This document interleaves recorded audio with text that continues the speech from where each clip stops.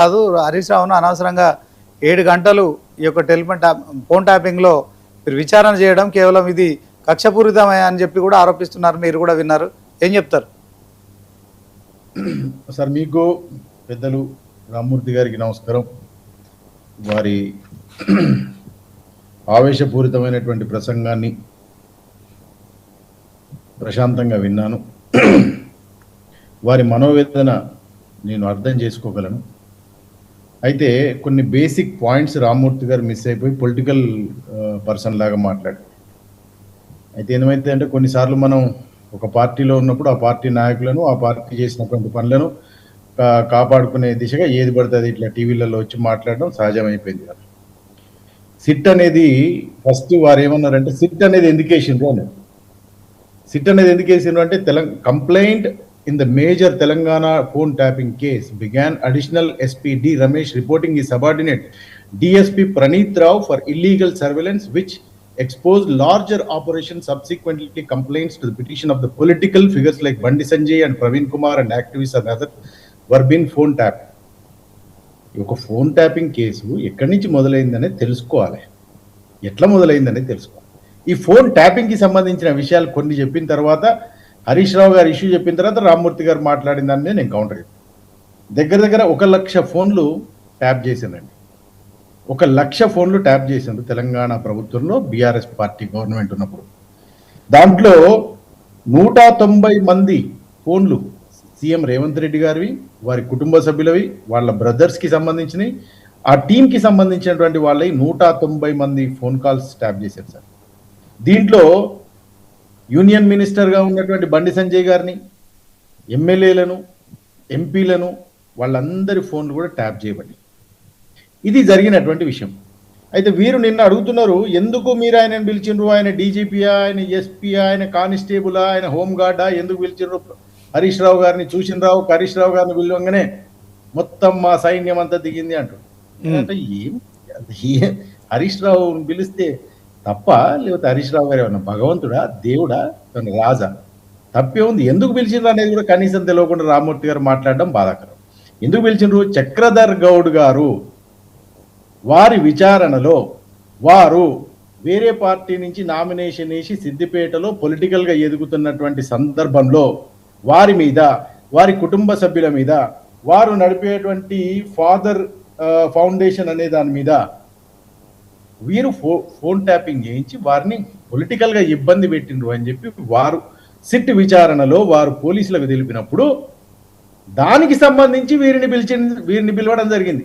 ఏమండి మీరు ఇట్లా చేసిందంట కదా, మరి మీకు ఈ భుజంగరావు గారికి, రాధాకృష్ణరావు గారికి, ఈ శ్రవణ్ రావు గారు మీడియా ఛానల్ అతనికి అసలు ఏంది మీ అంత లింక్ ఏంది? అసలు ఏం చేసిండ్రు మీ అలీబాబా 60 దొంగలు? అసలు ఏం బోడుబుటాని చేసిండ్రు, ఎట్లా చేసిండ్రు? ఇదంతా కనుక్కోవడానికి వారిని పిలిచారు. దాంట్లో తేలిన విషయాలు ఏంది? వారు ఏం చెప్పిండ్రు?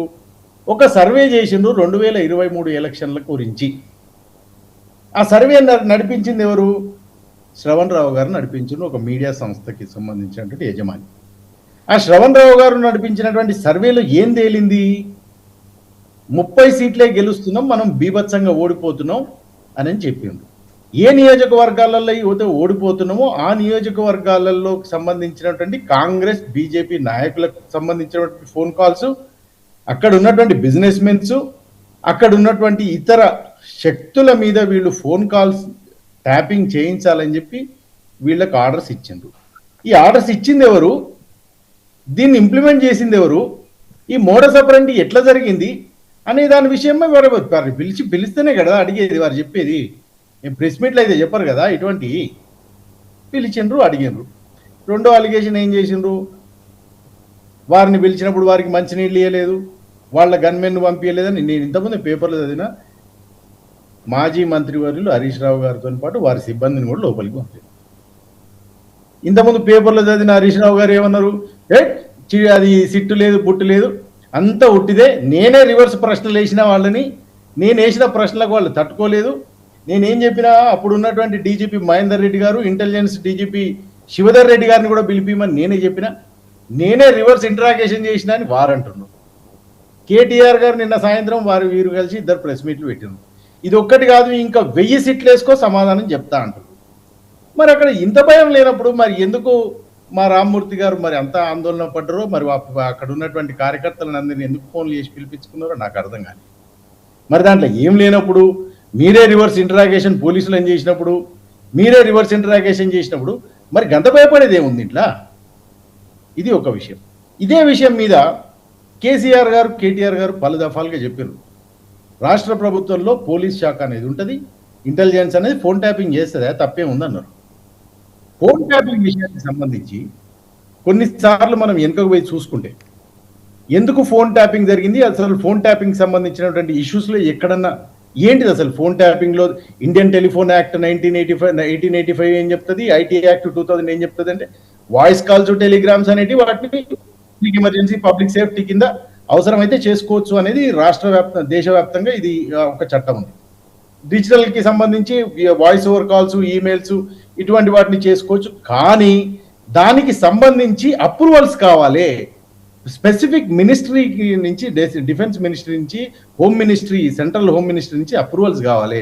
ఆ అప్రూవల్స్ తీసుకోకుండా వీళ్ళు ఫోన్ ట్యాపింగ్ చేశారు. దానికి సంబంధించి ఎవరైతే నిందితులు ఉన్నారో వాళ్ళకి 7 సంవత్సరాల వరకు కఠిన కారాగార శిక్ష విధించబడుతుందని ఇదివరకు జరిగినటువంటి కేసెస్ కూడా ఉంది. మరి ఇవన్నీ తెలుసుకోకుండా ఒక రాష్ట్ర ప్రభుత్వం ఊరికినే ఎవరి మీద పడితే వారి మీద, ఇప్పుడు మీరున్నారు యాంకర్గా 99 టీవీలో, మిమ్మల్ని పిలిచి ఇంటరాగేషన్ అని పిలవలేం కదండి, ఊరుకుంటారా? ఇవాళ ప్రజాస్వామ్యం ఊరుకుంటుందా?